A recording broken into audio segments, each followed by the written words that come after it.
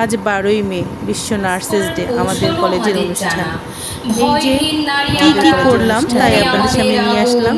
কঠিন পরিস্থিতিতে থাকতে পারি শক্ত, তাই বলে ভেবো না আমাদের মন নেই। নেই কোনো ফাগুন, ত্যাগী জীবন আমাদের দিতে